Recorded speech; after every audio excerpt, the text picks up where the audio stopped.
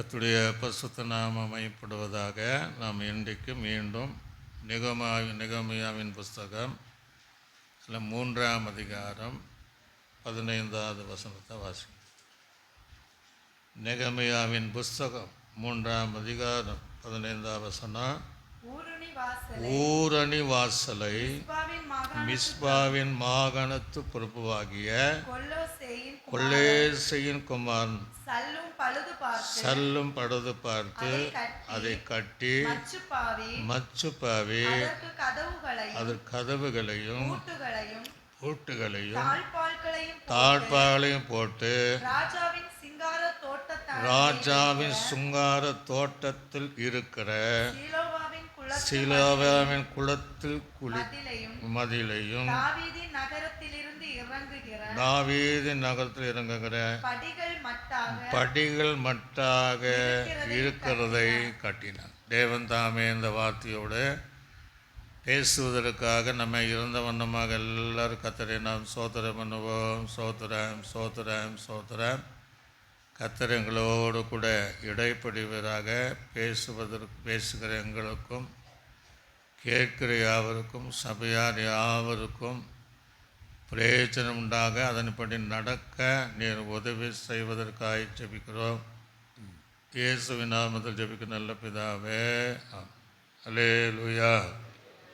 கர்த்தருடைய நாமம் மகிமைப்படுவதாக. இது 6வது வாசல் தான் ஊரணி வாசல், அதாவது ஊறுகிற நீரூற்று அல்லது நீரூற்றுன்னு கூட சொல்லலாம். ஆக இது எதை காட்டுகிறதுன்னா, ஒரு காலத்தில் இந்த ஊரணி வாசல் இருந்தது, இப்போ இல்லை. ஆக மீண்டும் அந்த ஊரணி வாசல்களை கட்டுகிற அனுபவத்தை பார்க்க முடிகிறது. அப்படின்னா இயேசு கிறிஸ்துவை அறிவதற்கு முன்பாக நம்மிடத்தில் எந்த நல்ல குணம் கிடையாது. ஆனால் இயேசு கிறிஸ்துவை அறிந்த பின்பு நமக்குள்ளே சுரந்து வருகிற அல்லது அந்த நீரூற்றி போல வருகிற நல்ல சுபாவங்கள் நமக்கு அந்த காலத்தில் இருந்தது. அல்லேலூயா. ஆரம்ப காலத்தில் நீரூற்று சுரந்து வருவதைப் போல நம்முடைய ஜீவிதத்திலிருந்து, நம்ம மண்ணு தான், அதிலிருந்து சுரந்து வருகிற நல்ல சுபாவங்கள் ஆரம்ப கட்டத்தில் இருந்தது. ஆனால் இப்போ அந்த சுபாவம் அடைக்கப்பட்டிருக்கிறது. ஆக அந்த சுபாவம் மீண்டும் வருவதற்கு தான் இந்த ஊரணி வாசலில் கட்டணும். ஒரு அல்லேலூயா. அதை நம்ம போக போக பார்ப்போம். இங்கே நீங்கள் பார்த்தீங்கன்னா இந்த ஊரணி வாசல் அருகே சிலோவாம் என்கிற குளம் ஒன்று அங்கே இருக்குது. நம்ம பார்த்தோம். அங்கே ஒரு தோட்டமும் இருந்தது என்பதை நாம் பார்க்க முடிகிறது. இந்த சிலோவாம் குளம் எசேக்கியா ராஜா கட்டினதாக ஒரு வேத பண்டிதர் எழுதுவதை என்னால் படிக்க முடிந்தது. அந்த குளங்கள் அப்படின்னா, குளங்கள் வேறு கடல் வேறு. குளங்கள் எங்கேயாவது மழை பெஞ்சு இந்த வாய்க்கால் வழியாக குளங்களை நிரப்புவது தான் குளம். நம்ம ஊரில் நிறைய குளங்கள் இருக்குது, இன்னும் நிறைய வற்றி போயிருக்கு. அப்போ இந்த எசேக்கியா ராஜா ஒரு கட்டத்தில் அந்த வாய்க்கால்களை தூர்வாரம் பண்ணி, அந்த வாய்க்கால் வரக்கூடிய வாய்க்கால் தூர்வாரம் பண்ணி அந்த குளத்தை நிரப்புகிற அளவுக்கும் அந்த எசேக்கியா ராஜா தன்னுடைய காலத்தில் அதை செய்தான் என்று வேத பண்டிதர்கள் எழுதுவதை என்னால் படிக்க முடிந்தது. ஒரு அல்லேலூயா. கையில் வச்சுங்களேலூயா. என்ன நீங்கள் சிலோவாம் அப்படின்னு நீங்கள் பார்த்தீங்கன்னா அதுக்கு நிறைய காரியங்கள் இருக்குது. லூக்கா அந்த சுவிசேஷங்களில் ஆண்டவராக இயேசு கிறிஸ்தே சொல்லும்போது யோவான் 9:7 சிலுவாவின் கோபுரம் விழுந்து 18 பேர் என்ன செய்தாங்களாம், மரித்ததாக சொல்கிறார். எத்தனை பேர்? 18 பேர். ஆனால் பைபிளில் எந்த இடத்துல அப்படி எங்கே அது எப்போ நடந்ததுன்னு சொல்லப்படலை. ஆனால் இயேசு சொல்கிறாருன்னா அது உண்மை, அவர் பொய்யா சொல்ல மாட்டார், அது உண்மையாக தான் நடக்குது. ஒரு அல்லேலூயா. ஒரு வேளை இன்று இருக்கிற ஜப கோபுரத்தை போலவோ அல்ல அன்றில் இருக்கிற பாபேல் கோபுரத்தை போலவோ ஏதோ ஒரு கோபுரம் இருந்திருக்கு. அது இடிந்து விழுந்து ஒருவேளை பழசாக இருக்கலாம், விழுந்து ஒரு 18 பேர் மரித்ததாக வேதம் நமக்கு சொல்லுது. இன்னும் இந்த சிலோவாம் என்கிற குளத்தை நீங்கள் பார்த்தீங்கன்னா பஸ்கா பண்டிகை 7 நாள் கொண்டாடுவாங்க. அந்த 3ஆம் நாள் தான் இயேசு போகிறார். இந்த 7 நாள் அவர்கள் பலி செலுத்தி கொண்டாடும்போது மற்ற புறஜாதி ஜனத்திற்காக அவருடைய செய்த பாவ அக்கிரமங்களுக்காக அவர்கள் சுத்திகரிப்புக்கு உண்டாகும்படி அந்த பலிகள் செலுத்துவாங்க. அந்த பைபிளில் பார்த்தீங்கன்னா 8ஆம் நாள் அப்படின்னு ஒரு நாள் இருக்கும். அதை 8ஆம் நாள் என்ன பண்ணுவாங்கன்னா தங்களுடைய பாவத்திற்காக தங்களுடைய சுத்திகரிப்புக்காக காலை நேரத்தில் ஒரு பலி செலுத்துவாங்க. ஒரு அலேலுயா. அந்த பலி செலுத்தும் போது ஒரு ஆசாரியன் இந்த குளத்திற்கு என்ன செய்யணும், சீலோவாம் என்கிற குளத்திற்கு பொற்குடம் அப்படின்னா தங்க குடத்தை கொண்டு போய் ஒரு குடம் தண்ணீர் அதிலிருந்து அவன் கொண்டு வரணும். அந்த பொற்குடத்தினால் கொண்டு வந்த தண்ணீரை பலிபீடத்தின் மேலே திராட்சரசத்தோடு கலந்து என்ன செய்வாங்களா அதை ஊற்றும்போது அங்கே இஸ்ரவேல் ஜனங்க, அந்த யூத ஜனங்க சந்தோஷமாய் கர்த்தரை துதிப்பார்களாம். ஒரு அலேலுயா, கையில் சொல்லுங்களேலுயா. திராட்சரசம் என்பது களிப்பு தான். ஆக அப்படி அந்த 8ஆம் நாளிலே அவர்கள் செய்வார்கள் என்று பார்க்கிறோம். இன்னும் ஒரு இடத்துல நீங்கள் பார்த்தீங்கன்னா கண்ணே தெரியாத ஒரு குருடன் இயேசுகிட்ட வரும்போது அவனுடைய சேற்றை உண்டாக்கி கண்களில் பூசுவார். பூசி என்ன சொல்கிறாருன்னா சீலோவாம் என்கிற குளத்தில் போய் என்ன செய்ய கழுவு. வருஷம் பாருங்க அந்த வசனத்தை 13:4 வாசிங்க. 9:7 வாசிங்க. நீ போய் நல்ல கவனிக்க, சீலோவாம் இந்த குளத்தில் போய் நீ என்ன செய்ய கழுவு என்றார். சிலோவாம் என்பதற்கு அனுப்பப்பட்டவன் என்பது அர்த்தம். அதுக்கு அர்த்தம் என்ன அர்த்தம்? அனுப்பப்பட்டவன். ஒரு அலேலுயா. அப்போஸ்தலர்கள் என்றாலும் அனுப்பப்பட்டவர்கள் தான். எரேமியா தீர்க்கதரிசி சொல்லும் நான் சின்ன பையனாக இருக்கிற, சிறு பிள்ளையாக இருக்கிற, ஒன்றும் அறியாதவன் இருக்கிற, அப்போ ஆண்டு சொல்லுவேன், எப்போ நான் அனுப்புகிற எல்லா இடங்களிலும் சொல்கிறேன். அப்போ நீங்களும் நானும் தேவரால் அனுப்பப்பட்டவர்கள். ஒரு அலேலுயா. அதில் விசுவாசிகள் அனுப்பப்பட்டவர்கள் தேவனை ஆராதிப்பதற்காக, எங்களை ஊழியம் செய்வதற்காக, ஆராதனை நடத்துவதற்காக தேவனால் அனுப்பப்பட்டவர்கள். அலேலுயா. ஆக அந்த குளத்தில் நீங்கள் பார்த்தீங்கன்னா அவன் கழுவும்போது, கண்ணை கழுவும்போது அவன் பார்வை அடைந்தான் என்று வேதம் சொல்லுகிறது. அப்போ இந்த இடத்துல கழுவனா ஒரு அற்புதம். ஒரு அலேலுயா. இன்னொரு குளம் இருக்குது. அது என்ன குளம்? பெதஸ்தா குளம். பெதஸ்தா குளம் கலங்கனா அற்புதம் நடக்குது. எவ்வளோ பெரிய வியாதியாக இருந்தாலும் அவனை அந்த தூதன் அந்த வரும்போது கலக்கும்போது அதில் போயிட்டான்னா எப்பேர் சரீரம் முழுவதும் அது இருந்தாலும், அது தீராத வியாதி இருந்தாலும் அந்த குளம் கலங்கும் போது ஒரு அற்புதம். அலேலுயா. இது கழுவும் போது ஒரு அற்புதம். நீங்கள் நாகமானுடைய விஷயத்தில் தீர்க்கதரிசியை பார்க்கும்போது அந்த குஷ்டரோகம் நீங்குவதற்கு என்ன செய்யணும்னா யோர்தானில் போல 7 தடவை என்ன செய்யணும்? முங்கணுன்ட்டான். அப்போ அங்கே மூழ்கினா அற்புதம். ஒரு அலேலுயா. இங்கே கலவனா அற்புதம், தூதன் கலக்குனா அற்புதம், இங்கே மூழ்கினால் அற்புதம். ஒரு அலேலுயா. ஆனால் இயேசு கிறிஸ்து இந்த ராபோதன பந்தியில் சொல்லுவார், பேது எல்லாம் காலை கழுவுவார். பேது சொன்ன ஐயோ என் காலை கழுவக்கூடாதும்பான். அப்போ ஆண்டவர் சொல்ல, அந்த காலை நீ கழுவில்லைன்னா எனக்கு என்னிடத்தில் உங்களுக்கு பங்கு இல்லைன்ட்டார். ஒரு அலேலுயா. கால் கழுவதுனால பரலோகத்தில் தேவன் நமக்கு பங்கு வைத்திருக்கிறார். ஒரு அலேலுயா. சிலுவாம் குளத்தில் கடவுனா பார்வை உண்டாகும். பெதஸ்தா குளம் கலங்கினா அற்புதம் நடக்கும். யோர்தானிலே ஞானஸ்நானத்தில் முங்கும் போது குஷ்டரோகம் நீங்கினது. அதை காட்டில் மேலான ஒரு ஆசீர்வாதம் பாதம் கழுவும் போது பரலோகத்தில் பங்கு. ஒரு அலேலுயா.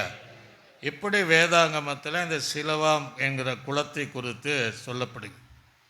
இப்போ சாதாரணமாக எப்போ அந்த குளங்கள் நிரப்பப்படும் அப்படின்னா, ஒரு நல்ல மழை வந்தால் தான் நிரப்பணும். ஒரு அலையா நல்ல மழை வரும். அந்த மழைக்கு முன்பாக ஒரு அடையாளம் வானத்தில் தோணும். என்ன தோணும்? மேகம். மேகம் ரெண்டு ஃபஸ்ட்டு மேகமாக இருக்கும், அப்புறம் அந்த மேகம் கருத்து வரும், கார் மேகம். இது ரெண்டு வந்தோன்னா அந்த நாட்களில் சொல்லுவாங்க மழை வருது அப்படி. ஆனால் உடனே வரும். இன்றைக்கி அது நடக்கிறது இல்லை. அரசாங்கம் சொல்லுவாங்க இன்றைக்கி புயல், அதனால ஸ்கூலெல்லாம் லீவு அப்படின்னா அன்றைக்கி புயல் இல்லை, வெயில் அடிக்கும். சில நேரங்களில் பார்த்திங்கன்னா ஸ்கூல் இன்றைக்கி நல்ல புயல் மாறினது, எல்லா ஸ்கூலெல்லாம் ஓப்பன் ஆச்சுன்னா அன்றைக்கி மழை அடிக்கும். ஆனால் அந்த நாட்களில் உன்னை பார்த்தா சரியாக தான் இருக்கும். ஒரு அலையா எலியா பலிபீடத்திலெல்லாம் கட்டி அது கத்தரே தெய்வம் என்று நிறுவனம் பண்ணி ஆகாப்பு ராஜா கீழே நிற்கிறான். மலை மேலே இவன் கர்மேல் மலை மேலே ஏறுறான். 7 தடவை முழங்கால், தன்னுடைய தலை முழங்கால் படியிட்டு பட ஜெபம் பண்ணுறான். ஒவ்வொரு முறையும் வேலைக்காரனை பார்த்து அங்கே போப்பா அது என்ன தெரியுது பாரு அப்படின்னு. அப்போ 7வது முறை தான் உள்ளங்கை அளவு மேகம் தெரிகிறது. ஒரு அலை சொல்லலையா, கையில் ஒரு சொல்லுங்கலையா. அப்போ அந்த உள்ளங்கை அளவு மேகம் தெரிந்த உடனே ராஜா நீ போயிடு அப்படி சொன்ன பெருமழை பெய்யுது. அப்போ மழைக்கு முன்பாக இந்த 2 அடையாளங்கள் தெரியும். அப்போ மழை பெய்த பின்னாடி என்ன செய்யணும்னா, அது பூமிக்குள்ளே அது ஊறி இருக்கும். சில சூழ்நிலைகளெல்லாம் அந்த ஏப்ரல் மாதம்லாம் பார்த்திங்கன்னா தண்ணி பற்றாக்குறை வரும். தண்ணி பற்றாக்குறை வந்து எவ்வளோ ஆழமாக தோணினாலும் நீர் ஊற்றை பார்க்க முடியாது, சுரக்கிற தண்ணியை நம்ம பார்க்க முடியாது. ஏன் அப்படின்னா வானம் பொழியல, அதனால் அந்த தண்ணீரை பார்க்க முடியும். ஆனால் நல்ல மழை பெய்கிற காலத்தில் தோண்டிங்கன்னா சில ஊற்றுகளை, சுரக்கிற தண்ணிகளை, நீரூற்றுகளை நாம் பார்க்க முடியும். முதலே சொல்லுங்களேயா. ஆக மழை அவசியம்.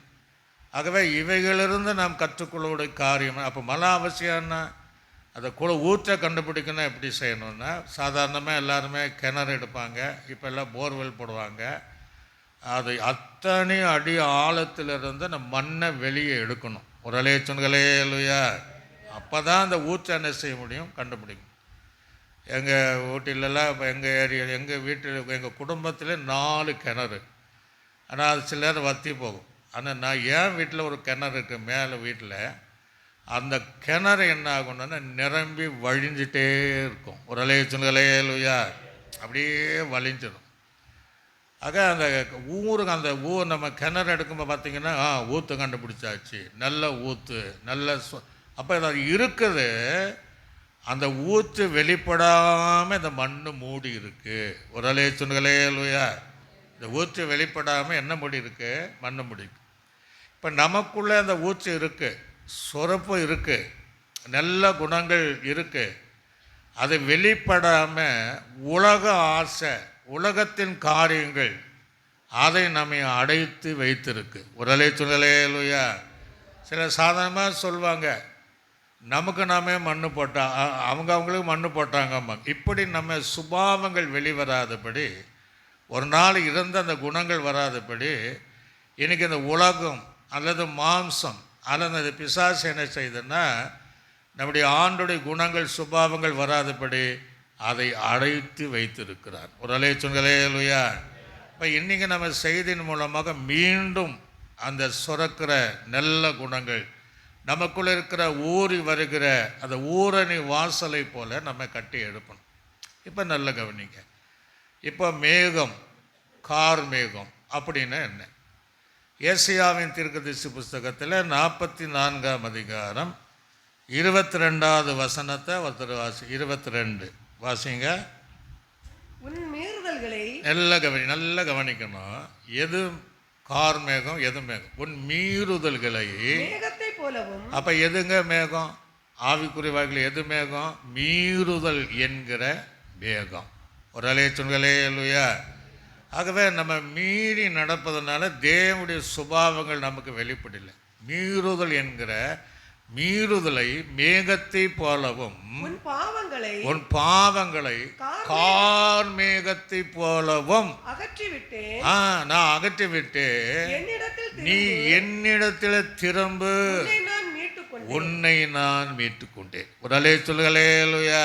அப்ப திரும்புன அர்த்தம், ஏற்கனவே நம்ம நல்லா தான் இருந்தோம், ஆண்டவர் விரும்புகிற சுபாவங்கள் இருந்துச்சு, அவருக்குள்ள இருந்த சுபாவங்கள் குணநலன்கள் எல்லாமே இருந்துச்சு. ஆனால் இப்போ இல்லை. சரி சொல்லுவாங்களே, நீ அன்னைக்கு மாதிரி இல்லையே அப்படிம்பாங்க. அப்போ நம்ம வாழ்க்கையினுடைய ஏன் அப்படின்னு ஆண்டவர் சொல் திரும்பு, ஆக உன் மீறுதல்களை மேகத்தை போலவும் உன்னுடைய பாவத்தை நான் என்ன செஞ்சிருக்கிறேன்னா கார் மேகத்தை போலவும் அகற்றி விட்டேன். ஒரு அலேச்சுன்களே இல்லையா. இந்த ரெண்டும் அகற்றினதான் மழை பெய்யும்.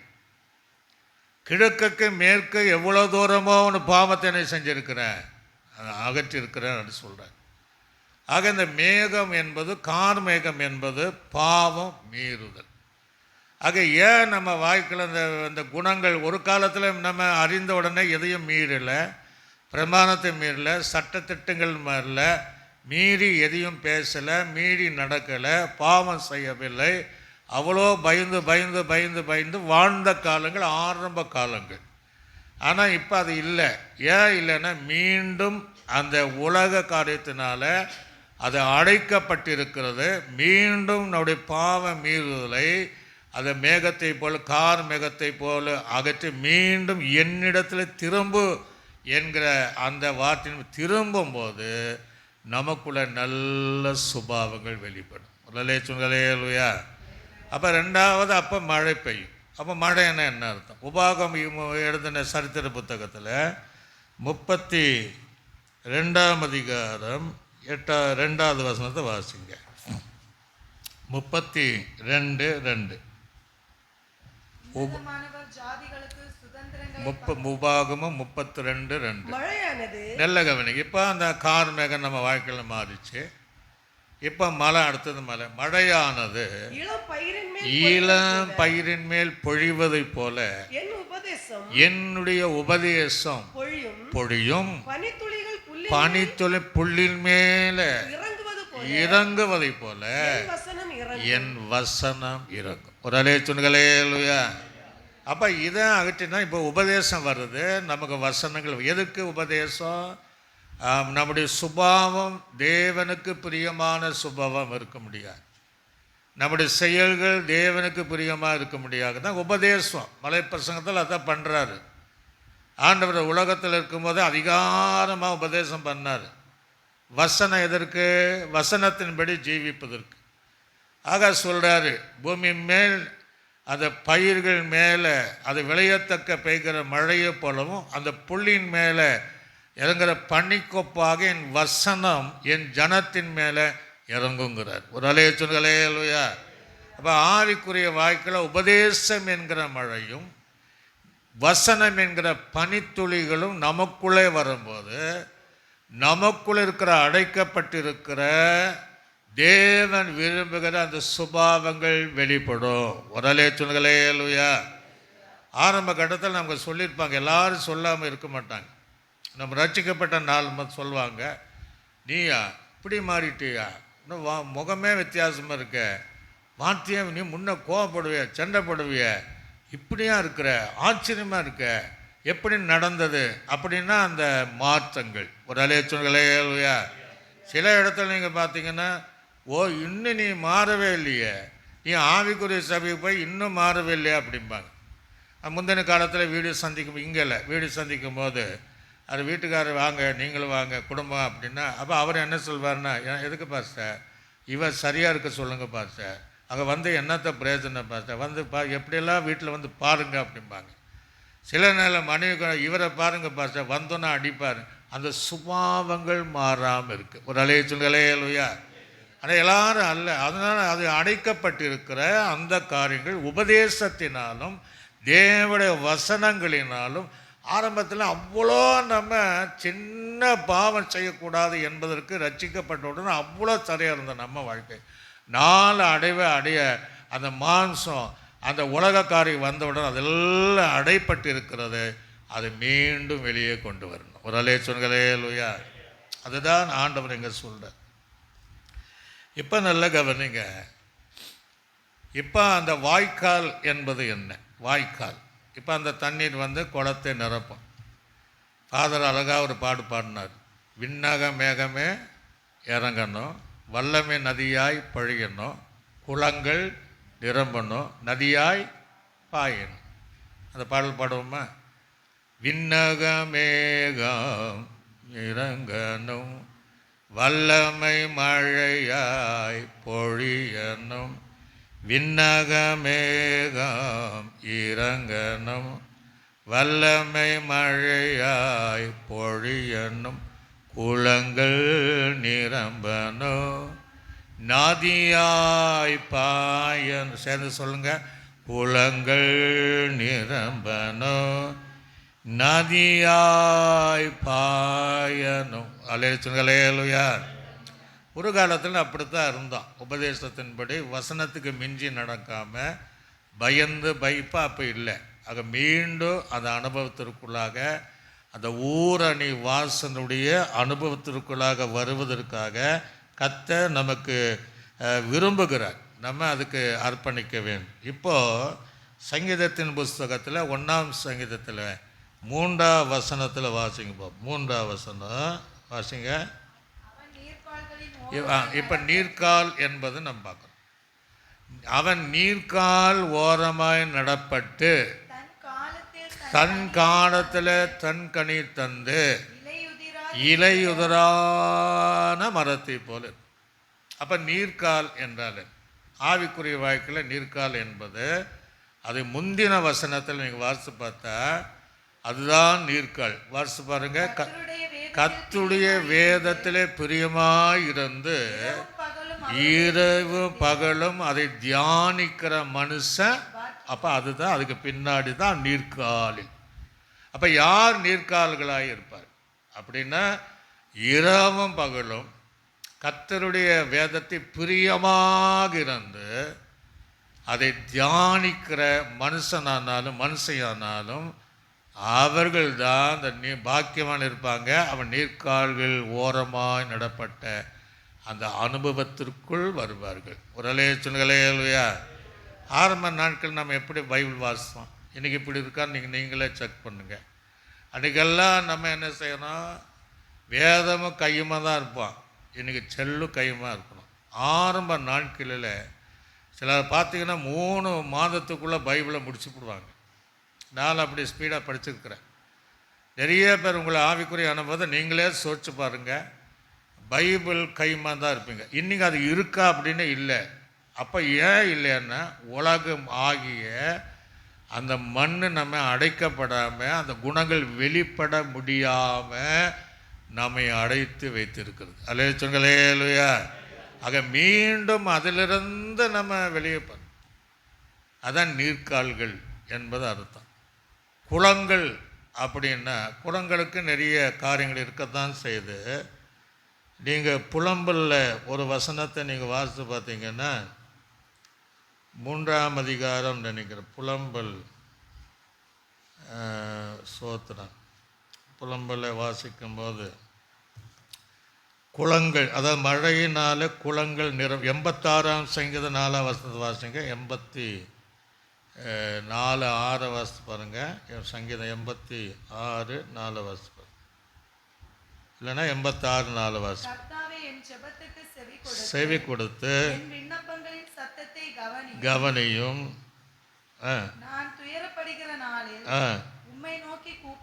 கூப்பிடுவேன், கேட்டருள்வேன்.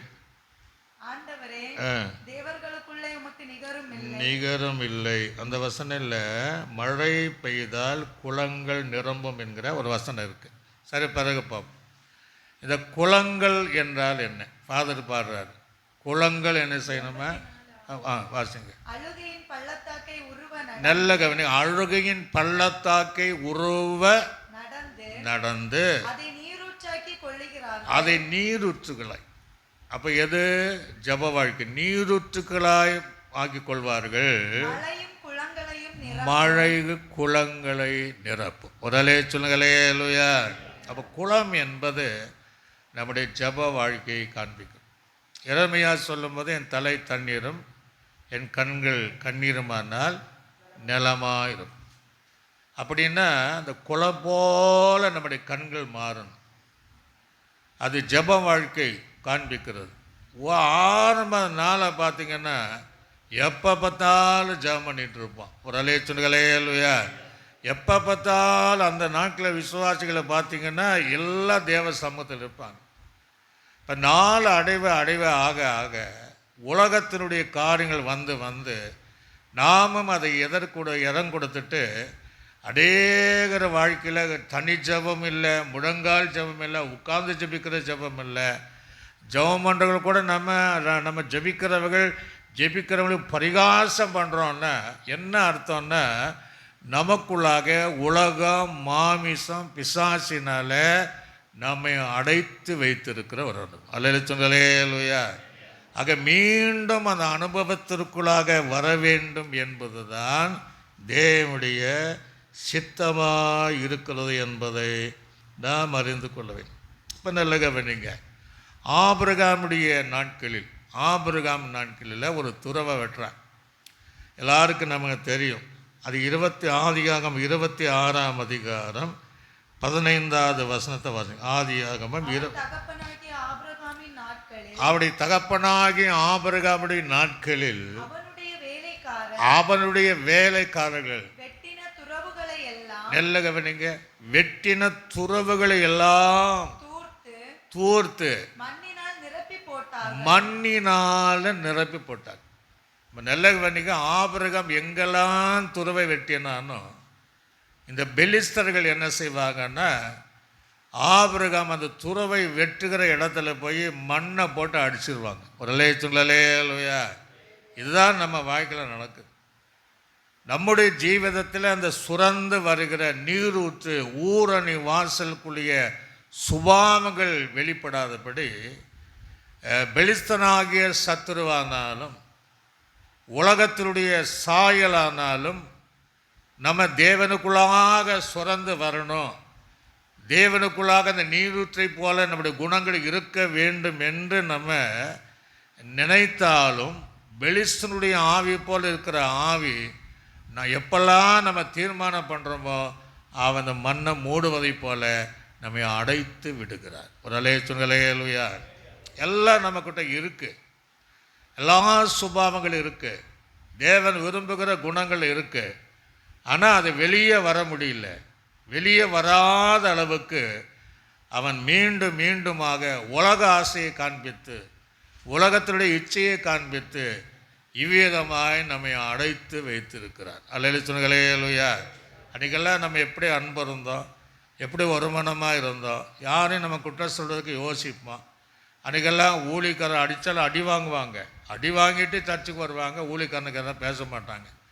இன்றைக்கி அப்படி இருந்த அநேகர் இன்றைக்கி ஊழிக்காரனையும் அடிக்கிற அளவுக்கு வர்றாங்க. காரணம் என்ன அப்படின்னா, அந்த சுபாவம் வெளியே வராதபடி அடைத்தது. அல்லேலூயா.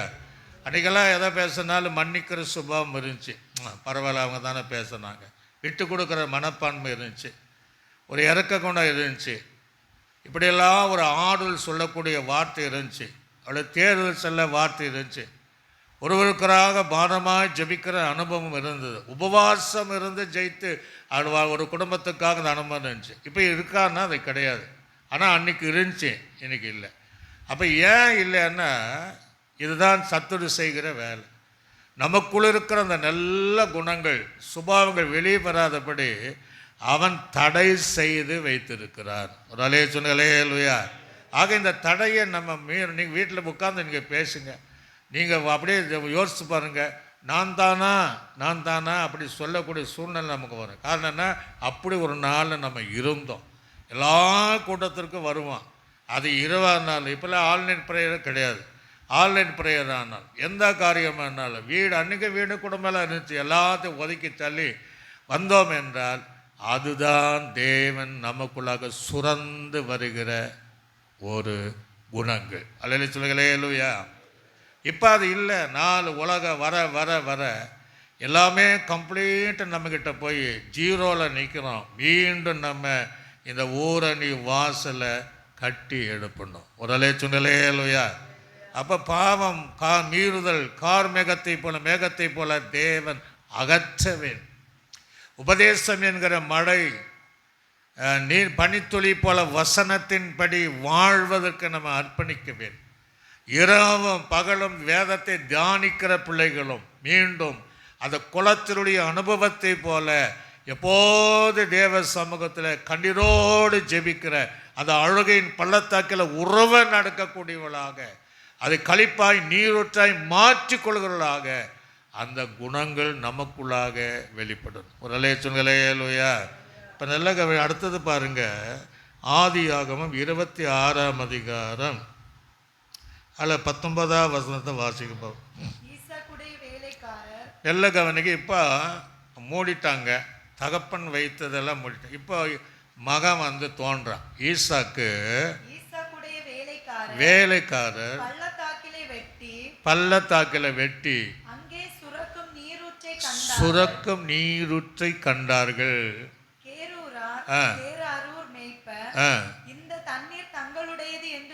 சொன்னாங்க. அப்போ சுரக்கும் நீரூற்றை கண்டார்கள். அப்படி வாக்குவாதம் பண்ணாங்க, சுரக்கும் நீரூற்று. அப்போ அந்த பள்ளத்தாக்கில் போய் எல்லாம் மண்ணு கிண்ணு எல்லாம் எடுத்த பின்னாடி சுரக்கும் நீரூற்றை கண்டார்கள். ஒரு சொன்களையா. ஆக நமக்குள் வருகிற சுரந்து வருகிற அந்த சுபாவத்தை தேவன் காணணும், தேவன் பார்க்க வேண்டும், நம்மை சுற்றி இருக்கிற ஜனங்கள் பார்க்க வேண்டும். நமக்குள் இருக்கிற அந்த சுபாவங்கள் இயேசுவை போல அந்த திவ்ய சுபாவம் உள்ளவளாக இருக்கக்கூடியவர்களாக இயேசுவும் பார்க்கணும், நம்மை சுற்றி இருக்கிற ஜனங்கள் பார்க்கும்படியாக இந்த ஊரணி வாசலை கட்டி எழுப்பணும். ஒரு சொன்னலையா. அது எங்கே தான் இருக்குன்னா, சிலோம் என்கிற அந்த குளத்தின் அருகே அந்த வாசல் இருக்கிறது என்பதை பார்க்க முடிகிறது. ஏசியாவின் தீர்க்கதரிசி புஸ்தகத்தில் வாசிக்கும் போது நீங்கள் வாசித்து பாருங்கள். ஏசியாவின் தீர்க்கதரிசி புஸ்தகம் 12ஆம் அதிகாரம் 3ஆம் வசனம். 12ஆம் இல்லை, அதுக்கு முன்னாடி அதை வாசிங்க. 12ஆம் அதிகாரம் 3ஆம் வசனம். இப்போ என்ன ஊற்றுறேன்? ரட்சிப்பின் ஊற்று. நீங்கள் ரட்சிப்பின் ஊற்றுகளிலிருந்து மகிழ்ச்சியை தண்ணீர் கொண்டு போய் மொண்டு கொள்வீர்கள் அப்படிங்கிறார். இப்போ ஆரம்ப நாளத்தில் அது நம்மக்கிட்ட இருந்துச்சு. ரட்சிப்பின் நீரூற்றண்டை வந்து நம்ம அதை பெற்று கொண்டுக்கிற அனுபவம் நம்ம ஆரம்ப காலத்தில் இருந்துச்சு. இன்றைக்கி நம்ம பெற்ற ரட்சிப்புக்கும் அடையாளம் இருக்குதான? அடையாளம் கிடையாது. ரட்சிக்கப்பட்டவுடைய அடையாளத்தை பார்ப்பது ரொம்ப கஷ்டம். காரணம் என்னென்னா, கொஞ்சம் கொஞ்சமாக நம்ம உலகத்துக்கு போயிட்டோம். சத்திரம் அது செய்தால் என்ன, இது இப்படி பேசலை என்ன, அப்படி பண்ண என்ன, போகாமல் இருந்தால் என்ன, ஜோம் பண்ணாமல் இருந்தால், இப்படி சின்ன விஷயத்தில் அப்படியே நம்ம வஞ்சித்து டோட்டலாக அவனால் வஞ்சிக்கப்பட்டு அந்த ரட்சிப்பின் அனுபவமாக நம்மக்கிட்ட இன்றைக்கி இல்லாமல் போச்சு. அல்லேலூயா. ஆக மீண்டும் அந்த அனுபவத்திற்குள்ளாக தேவன் வரும். ரட்சிப்பு என்பது ஏதோ ஒரு முறை ரட்சிக்கப்பட்டோம் அல்ல, முடிவு வரைந்த நிலைத்திருக்கிறவனே ரட்சிக்கப்படும். அல்லேலூயா. முடிவு வரைந்து. ஆக அந்த சுபாவங்கள் நமக்குள்ளே வெளிப்படும். இன்னிலிருந்து நம்ம தீர்மானம் பண்ணுவோம். அந்த சுபாவம் யாருக்குமே இடையூறாக இருக்காது. அதாவது அந்த சுபாவம் அவளை அறிந்தவளை ஆவிக்குரிய வளர்ச்சியில் வளர செய்யக்கூடிய சுபாவமாக இருக்கும். அந்த சுபாவம் உள்ளவர்களுக்கு அந்தந்த சபையினுடைய விசுவாசிகள் அந்த ஊழியர்களுக்கு எந்த பிரச்சனையாக இருந்திருக்க மாட்டாங்க. காரணம் என்ன? சுபாவம். அங்கே எல்லாரும் ஏற்றுக்கொள்ளக்கூடிய ஒரு பாத்திரமாக இருப்பார்கள். ஆக அந்த ஊரணி வாசல் என்கிற அந்த குணங்கள் நமக்குள்ளாக சுரந்து வரணும். ஒரு சொன்னலையா. அது ஊறி வரணும் அப்படின்னு நான் விரும்புகிறேன். நான் ஆரம்ப காலத்தில் நான் ஜார்ஜம்ஸ் என்ற இடத்துல நாங்கள் வேலை செய்தோம். நிறைய பேர் வேலை செஞ்சாங்கன்னா நானும் செல்வராஜ் என்கிற 2 பேர் ஒரே மட்டும் வேலை செய்யும். அங்கே நீங்கள் பார்த்தீங்கன்னா அவங்களுக்குன்னு தனி கலெக்ஷன் கொடுத்துருப்பாங்க. Pipe collection. தொட்டப்பட்ட அடிவாரத்திலிருந்து ஒரு நீர் ஊற்று அதை ஒரு குளமாக டேங்க் மாதிரி கட்டிட்டு அங்கேருந்து அந்த தண்ணி சப்ளை ஆகும். 500 ஏக்கருக்கு சப்ளை ஆகும். பஞ்சாயத்து போர்டில் இன்னொரு ஒரு ஊற்றை கண்டு அங்கே அதே மாதிரி குளம் கட்டி அந்த கேத்தி கிராமம் 14 கிராமத்துக்கு சப்ளை ஆகும். திடீர்னு பார்த்தீங்கன்னா தண்ணி அந்த சப்ளை ஆகலை. அப்போ என்னன்னு எங்கள் 2 பேர் தான் அந்த ஸ்பேனர் எல்லாம் கொடுத்து நாங்கள் மலை மேலே ஏறி போய் பார்த்தா சுரப்பு அந்த தண்ணி நீரூற்று வரத்தான் செய்யுது. ஆனால் அதை தடை என்னன்னா நிறைய மண் அது இழிஞ்சி தடை செய்து இருக்குது. ஒரு அலைய சுண்டலே லோயா. அப்போ நாங்கள் 2 பேர் பகல் வரையும் ஏகப்பட்ட மண் அதெல்லாம் எடுத்து க்ளீன் பண்ண உடனே மீண்டும் அந்த தண்ணீர் அந்த 500 ஏக்கராவுக்கு தண்ணி தேவையானது சுரந்து வந்தது. அலையில சுண்டலே லோயா. அப்போ நமக்குள்ள சுரப்பு இருக்கு, ஆனால் அடைப்பட்டு இருக்கு. எதனால் அடைக்கப்பட்டு இருக்கு? எதனால்? எந்த சுபாவத்தினால, எந்த கெட்ட சுபாவத்தினால அதை அடைப்பட்டிருக்கு என்பதை அறிந்து அதை அகற்றினார். நிச்சயமாக ஒரு ஊரணி வாசலை மீண்டும் கட்டி எழுப்பி அநேக விரும்பத்தக்க கர்த்தர் காணத்தக்க அந்த ஜீவிதத்தை நம்ம செய்ய முடியும். அல்லேலூயா லூயா. இப்போ நல்ல கவனிங்க, சில வசனங்களை நான் வாசிப்போம். இப்போ நீங்கள் 2 திமோத்தேயுக்கு எழுதின நிருபத்தில் ஏன் வருதில்லை? 2 திமோத்தேயும்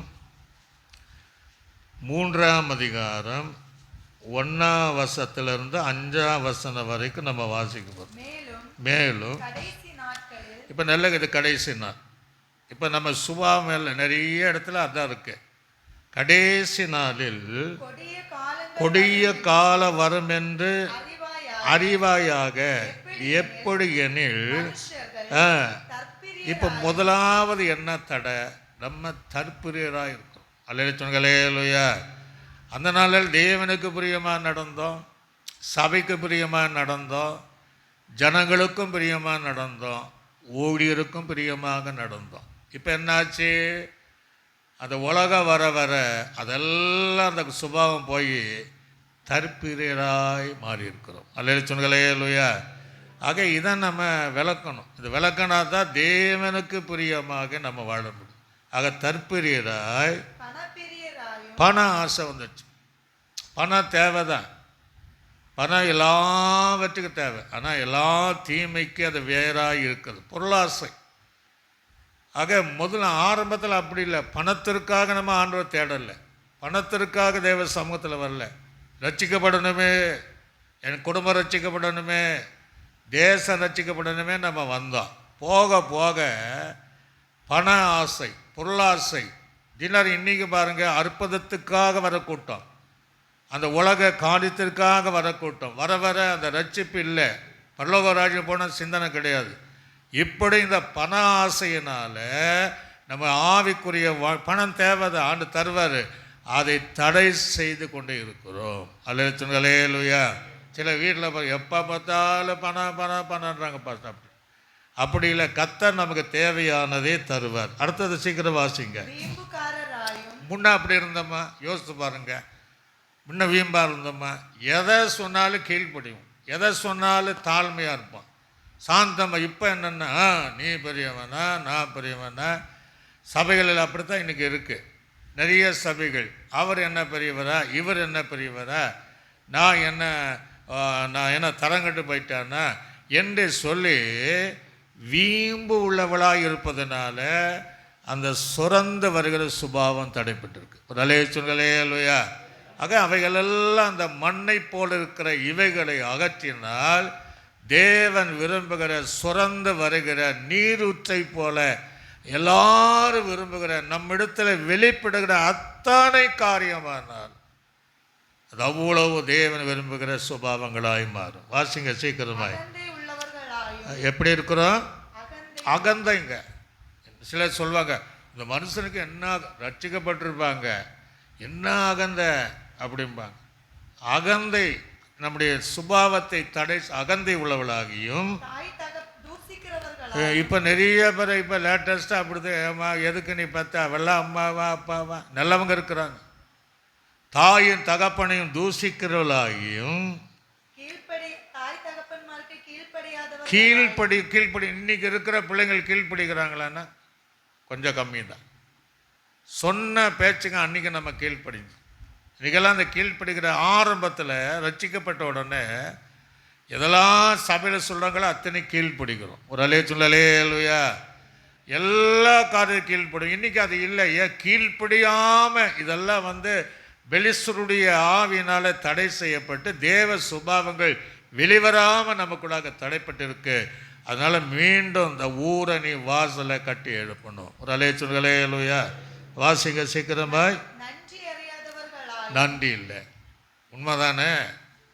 இந்த சபையில் எத்தனை பேர் ரட்சிக்கப்பட்டாங்க, எத்தனை பேர் ஆசீர்வதிக்கப்பட்டாங்க, எத்தனை பேர் வேலை கிடச்சிச்சு, எத்தனை பேர் மாடி மேல் மாடி கட்டினாங்க. நன்றி இருக்கா? இல்லை. முதலே சொல்களே இல்லையா, அன்றைக்கெல்லாம் தொட்டதுக்கெல்லாம் கர்த்தர் அதை கொடுத்தார், இதை கொடுத்தார், நாங்கள் ஒன்றுமேலாமல் இருந்தோம், இதெல்லாம் தந்தாருன்னு இதே இடத்துல எத்தனை சாட்சி நம்ம ஜீவிதத்தில் நம்ம காலத்தில் பார்த்தோம். இன்றைக்கி அவங்க நன்றி இருக்கிறாங்களா? நான் ஒன்றும் இல்லாமல் வந்தேன், மடித்து போவேன்னு வந்தேன், இந்த சபையின் ஜெபத்தினால் எனக்கு ஜீவனை கொடுத்தேன், என் பலத்தோடு வந்தேன், அந்த சபையின் ஜெபத்தை கேட்டு எனக்கு பலத்தை தந்தார், வேலை இல்லாமல் இருந்தேன், தொழில் இல்லாமல் இருந்தேன், கடன் பிரச்சனை இருந்தேன், எல்லாம் ஜெபம் பண்ணாங்க, நல்லா இருக்கிறேன் அப்படின்ட்டு எவ்வளோ சாட்சி இன்றைக்கி இருக்கான கிடையாது. காரணம் நன்றி இல்லாத குணம். ஒரு அலேச்சங்களே இல்லையா. அதனால நிறைய பேர் நம்ம வாழ்க்கையிலும் பார்க்கணும். சீக்கிரம் வாசிங்க. அன்னைக்கெல்லாம் பரிசுத்தனை அவ்வளோ பயப்படுவாங்க. யோசை போல் அவ்வளோ பயப்படுவாங்க. ஐயோ நான் அப்படியெல்லாம் பேச மாட்டேன், இப்படியெல்லாம் நான் பிறர்க்குறதும் பேச மாட்டேன். அவ்வளோ பரிசுத்தமாக ஆலயத்தில் வந்தால் அதனால் அவ்வளோ அந்த மகிமையே ஒரு வித்தியாசம்தான். ஒரு அலேச்சுகளே இல்லையா. அன்றைக்கெல்லாம் எங்களை ஆராதிக்கணும், முழங்கால் படிக்கிட்டு தான் ஆராதனை, 3 பாட்டு ஆராதனை. அந்த பயம், பரிசுத்தம், தேவனுடைய இடம் என்று அவ்வளோ நீங்கள்லாம் அந்த ஒரு காலத்தில் அப்படி இருந்துவீங்க. இன்றைக்கி என்னென்னா சேர் மேல் சேர் போட்டு சில நேரம் காலையும் அப்படியே 2 நீட்டி. காரணம் என்னென்னா பயம் இல்லை, பரிசுத்தம் இல்லை. ஒரு அலேச்சுகளே இல்லையா. சிலர் பாவம் முடியாமல் இருக்கிறாங்க, அது வேறு விஷயம். ஆனாலும் அன்னைக்கு இருக்கிற பரிசுத்தம் நம்ம வாழ்க்கையில் இருக்கா?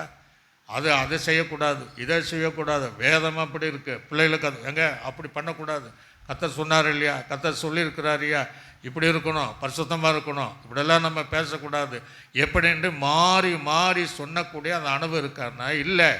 அது அடைப்பட்டு இருப்பதை மீண்டும் கடைசி நாளில் கொண்டு வர தேவன் விரும்புகிறார். அல்லேலூயா இல்லையா. வாசிங்க பார்ப்போம். சுபாவ அன்பே இல்லைங்க. யார் கூட நம்ம நின்று பேச முடியுதா? அன்றைக்கி நின்னெல்லாம் கூட்டம் கூடி பேசுனாங்க, இன்றைக்கி பேச முடிகிறதா? பேசுனா பிரச்சனை வருது, பேசுனா காயமான வார்த்தைகளை வந்துடுது. அதனால் யாருமே பேசுறது இல்லை. அன்றைக்கி இருந்த அன்பு இருக்கானா? இல்லை. அதான் ஆதியில் நீ இருந்த அன்பை விட்டா என்று ஆண்டு குறை உண்டுங்கிறாரு. அந்த அன்பு இருக்கா?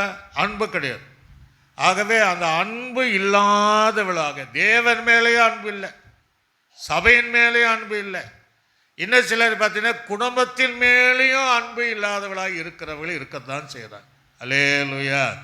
அன்பு இல்லாதவளாக இணங்கி, எவ்வளோதான் நம்ம வாங்க, நம்ம ஒரு மணி நேரம் இருப்போம், இப்படி இருப்போம், இணங்கி வாங்க, இணங்கி வந்துடுங்க, நம்ம ஐக்கியமாக இருப்போம் என்று கர்த்தர் விரும்பினாலும் சபையார் விரும்பினாலும் சிலர் இன்னும் இணங்கா.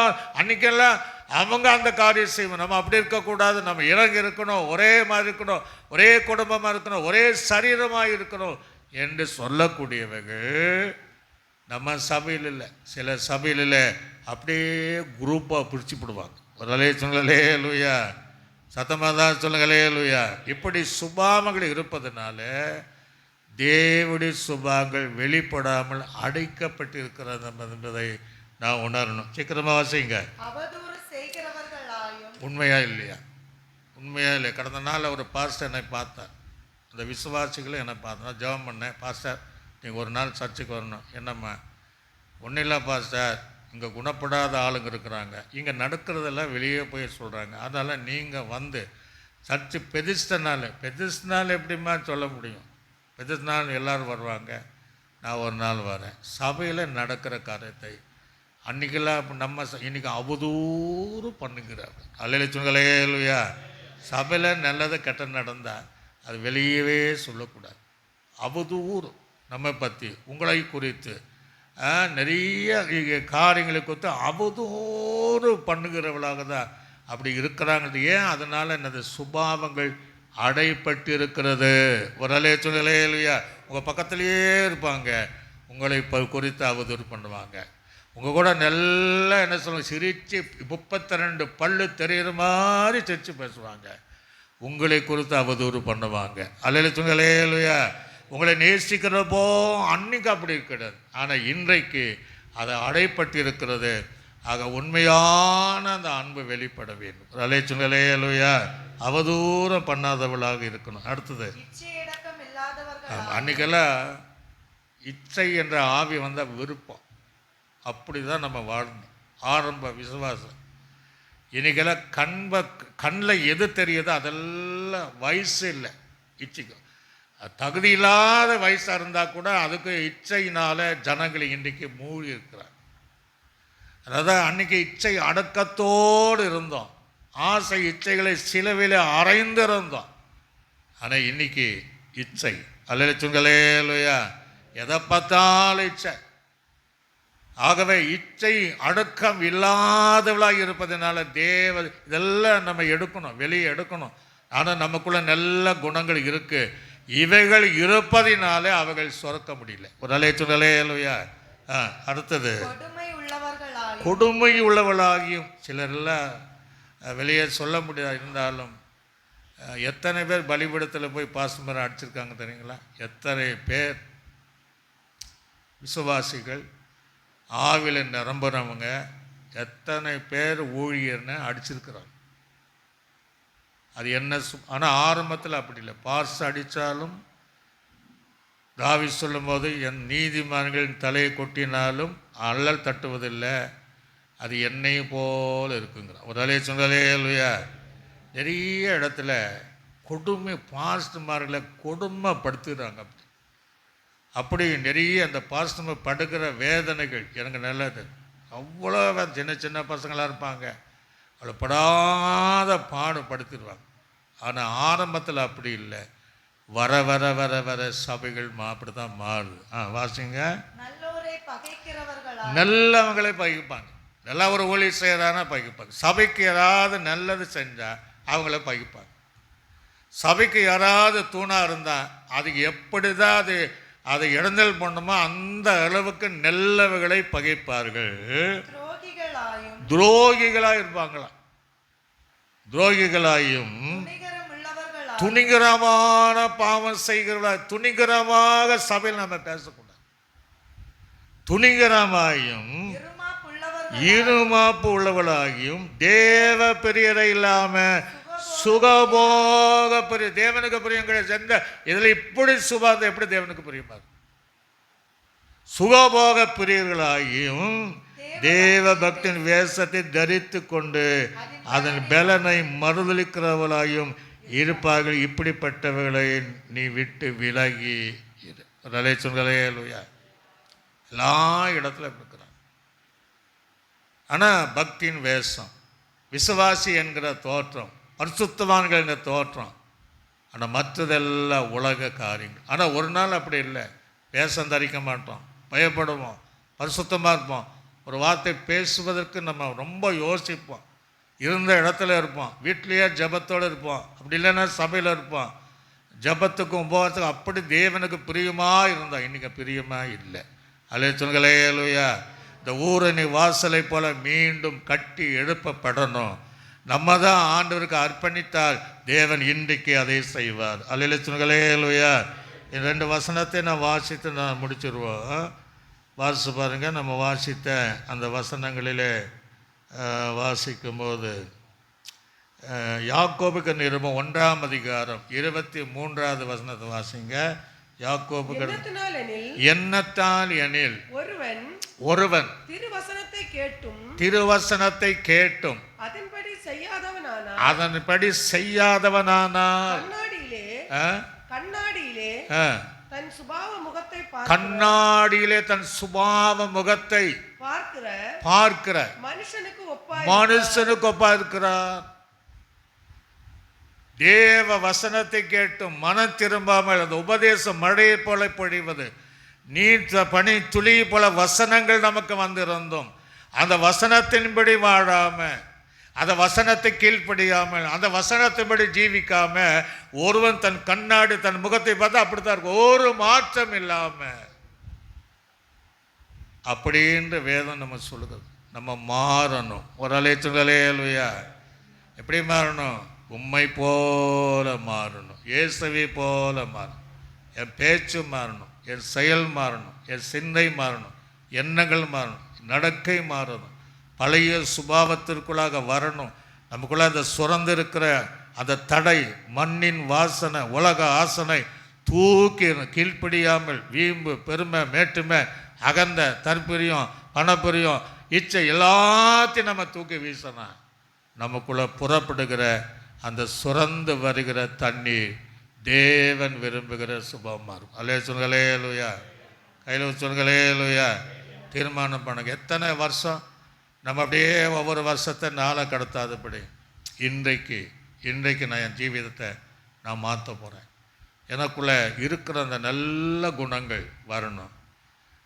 நல்ல குணங்கள் அடைப்பட்டு இருக்கிறது. நான் ஒரு காலத்தில் எப்படி இருந்தேன், சபையோடு எப்படி இருந்தேன், ஊழியரோடு நான் எப்படி இருந்தேன், பசுத்தவான்களோடு எப்படி இருந்தேன். இன்றைக்கி நான் அப்படி இல்லை. இனி நான் இருக்க போகிறேன். என்னை யாரும் அதை பிரிக்க முடியாது. நானும் மற்றவங்களை அந்த அனுமதி பிரிக்க மாட்டேன் என்று நான் நினைக்கும் போது இன்றைக்கு உங்களுக்குள்ளே அந்த சுரக்குகிற நல்ல சுபாவத்தை நீங்கள் பார்க்கலாம். ஒரு அலைய சொல்களே அலுவையா, சத்தமாக சொல்களே அலுவையா. நீங்கள் இன்னொரு வசனத்தை கூட நான் 2 பேருக்கு நிருபம் 1ஆம் அதிகாரம் 4ஆம் வசனத்தை வாசிங்க. நல்ல கவனிங்க. இச்சையினால் உண்டான உலக கேட்டுக்கு நீங்கள் தப்பி திவ்ய சுபாவத்திற்கு திவ்ய சுபாவம் பங்குள்ளவள ஆகும் பொருட்டு மகா மேன்மையும் அருமையான வாக்கு தத்தங்களும் அவைகளினால நமக்கு அளிக்கப்பட்டது. நமக்கு தேவையானது திவ்ய சுபாவம். இயேசுவுக்குள்ள இருந்த அத்தனை இயேசுவை பாருங்க, என்னென்னமோ அவங்க பண்ணாங்க, கடைசி வரையும் மன்னிக்கிற சுபாவம் இருந்துச்சு. ஒரு அலையா, பிதாவே இவர்கள் செய்வது இன்னதென்று எந்த மனுஷனுக்கு வருமா? நம்ம பற்றி சொன்ன வீடு ஏறி போய் 4 வார்த்தை, நீ இப்படி சொன்னையாமே அப்படின்ட்டு ஏறி போய் கேட்போம். சரி சொல்லிட்டா போகும், நம்ம மன்னிச்சிருவாங்கிற வருது இல்லை. அது அந்த சுபாவம் ஒரு காலம் இருந்துச்சு. வீடை தேடி போய் மன்னிப்பு கேட்டோம் நம்ம. இன்றைக்கி அந்த சுபாவம் இல்லை. இயேசு கிறிஸ்துவில் இருக்கிற அத்தனை சுபாவங்கள் நமக்கு வரணும். அல்ல சொல்களே அல்வையா. அந்த ஊரணி வாசலை கட்டி எழுப்பப்படணும். அதற்கு அந்த பாவம் மீறுதல் என்கிற மேகம், கார் மேகம் அகற்றப்படும். மழையாக உபதேசம் நம்ம மேலே மீண்டும் வரணும். வசனம் நம்ம மேலே இறங்கணும். அதன்படி கீழ்ப்படியணும். இரவும் பகலும் வேதத்தை தியானிக்கிற அந்த நாளை போல தியானிக்கிற அன்றைக்கெல்லாம் வசனம் பேச நடுங்குவாங்க. ஓ அப்படின்னு பயப்படி. இன்னைக்கு அந்த பயம் கிடையாது. அவர் என்னத்தை பேசுகிறாரு அப்படித்தான் வருவாங்க. சில இடத்துல அவர் குத்தி குத்தி பேசுகிறாருன்னா அப்படியெல்லாம் இருக்குது. நான் ஒரு முறை நேரம் ஆச்சு, ஒரு இடத்துல சொன்னாங்க குத்தி குத்தி பாஸ்டர் பேசுகிறார். ஆனால் உபதேசம் குத்தி தான் பேசணும். ஒரு அலையா. அப்போஸ்தலர் காலத்தில் குத்துண்டவர்கள் அவங்கள் உணர்த்தப்பட்டு மனம் திரும்பினார்.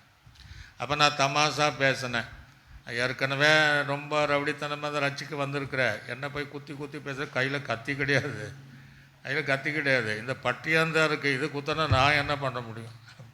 ஆக அப்படியும் அந்த அவங்க கர்த்தர் எனக்கு பேசுகிறார் என்பதை அறியாமல், கர்த்தர் என்னோடு எனக்காக இந்த பேசுகிறாரு அதை உணராமல் அப்படி பழியப்பட்டு தப்பிக்கிற நிரப்பு இருக்கிறேன். ஆக இன்றைக்கு நம்ம ஒப்பு கொடுக்க போகிறோம். ஆண்டவரே, இந்த ஊரணி வாசல் எனக்குள்ளே ஆரம்பத்தில் நடந்த அந்த ஆவிக்குரிய சுபாவங்கள், குணங்கள் எனக்குள்ளே வெளிப்பட நான் அர்ப்பணிக்கிறேன் என்று அப்படியே நம்ம எழும்பி எல்லாம் எழும்பி நின்று, ஆண்டவரே, உமக்குள்ள இருந்த சுபாவம், உமக்குள்ள இருந்த குணங்கள் ஒரு காலம் இருந்தது, வாழ்ந்தோம் பல வருஷம். இப்போ மீண்டும் அடைக்கப்பட்டு இருக்கிறது. அதை அடைப்பை நாங்கள் எடுக்கணும்ப்பா.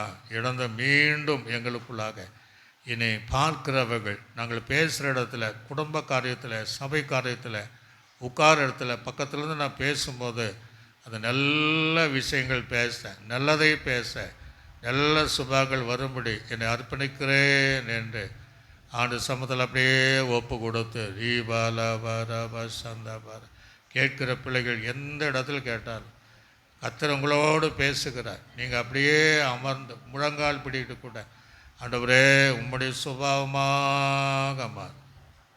விண்ணகமேகம் இறங்கணும், வல்லமை மழையாய் பொழியணும். விண்ணகமேகம் எழும்பணும், வல்லமை மழையாய் பொழியும். குளங்கள் நிரம்பணும், நதியாய் பாயணும்.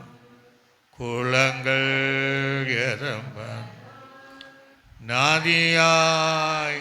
ஆண்டு சமூகத்தில் அர்ப்பணித்த ஆண்டவரே, என்னுடைய அந்திய கால ஜப வாழ்க்கை மீண்டும் நான் வரேன். மாலையில் இந்த முழங்கால் ஜபத்திற்கும், ஒரு வேளை என்னால் முழங்கால் போடலை முடியலன்னா நான் வந்து அமர்ந்து நான் ஜெபிக்க போகிறேன். குடும்பமாக வந்து நான் ஜெபிக்க போகிறேன் என்று அர்ப்பணித்து இருக்கிறவர்கள், கேட்கிறவர்கள் தூரத்தில் கேட்கல, உங்களுக்கு குடும்பமாக நீங்கள் இடத்துல ஜெபிக்க வேண்டும் என்கிற தீர்மானம் எடுப்பீங்களா, உங்களுக்குள்ள நல்ல குணங்கள் சுரந்து வருகிற இந்த நீரூற்றை போல உங்களுடைய நடத்துகிற தேவன் எல்லாம் கொடுத்து நாம் சோதனை பண்ணுவோம். சோதரம் பிதாவாகிய தேவனை நாம் சோதனை பண்ணுவோம். சோதரம் கர்த்தராகிய இயேசு கிறிஸ்துவை நாம் சோதனை பண்ணுவோம். நம்மை ஆற்றி தேற்றி வழிநடத்தின பரிசுத்த ஆவியானவரை நாம் சோதனை பண்ணுவோம். நல்ல ஆண்டவரே நன்றி செலுத்துகிறோம். இது 6வது வாசலாகிய ஊரணி வாசலை கட்டி எழுப்பினதைப் போல எங்களை ஆவிக்குறை வாய்க்களை ஆரம்ப நாட்கள் எங்களுக்குள்ள வைராக்கியம், பரிசுத்தம், தாழ்மை, விட்டு கொடுக்குற மனப்பான்மை, மன்னிப்பு, இருக்கணும். ஆண்டவரே இப்படியெல்லாம் தேவனுக்கு பயப்படுகிற பயம், ஜெபிக்கிற வாழ்க்கை, கொடுக்குற அந்த உள்ளங்கள், இதெல்லாம் எங்கள் வாழ்க்கையில் இருந்து அதெல்லாம் அடைப்பட்டு இருக்கு. அதை மீண்டும் எதனால் நாங்கள் அதை அடைப்பட்டிருக்கிறோம் என்பதை அறிந்து எங்களை கற்றுக் கொடுத்து அதை விலக்கி அந்த மீண்டும் அந்த நீரூற்றுறது சுரக்கிற நீ விரும்புகிற ஆண்டவரே அந்த நல்ல சுபாவம் உள்ளவளாக நாங்கள் மாற நீர் விரும்ப, ஜனங்கள் விரும்ப, குடும்பங்கள் விரும்ப, சபையார் விரும்ப, அப்படி நாங்கள் ஒருவருக்கொருவராக அந்த நல்ல சுபாவம் உள்ளவளாக மாற உதவி சபையாரை நடத்தும். இயேசு கிறிஸ்துவின் நாமத்தில் ஜெபிக்கும் நல்ல பிதாவே, ஆமென். என் ஆத்துமாவே கர்த்தரே, என் முழுவலுமே பரிசுநாமத்தை சொல்லி, என் ஆத்துமாவே கர்த்தர் செய்த சகல குலம் மறவாதே. கர்த்தராகிய கிருபையும் பிதாவாக தேவனுடைய அன்பும் பரிசுத்த ஆவியானுடைய அன்னின் ஐக்கியமும் சந்தோஷ சமாதானமும் நம் அனைவரோடும் சகல பரிசுத்தங்களோடும் ஆண்டவராக இயேசு கிறிஸ்து வருகை பரியந்தம் சதா கால என்றைக்கும் நம்மோடு கூட இருப்பதாக. ஆமென். அல்லேலூயா, அல்லேலூயா, அல்லேலூயா. கர்த்தர் உங்களை யாவரையும் ஆசீர்வதிப்பார்.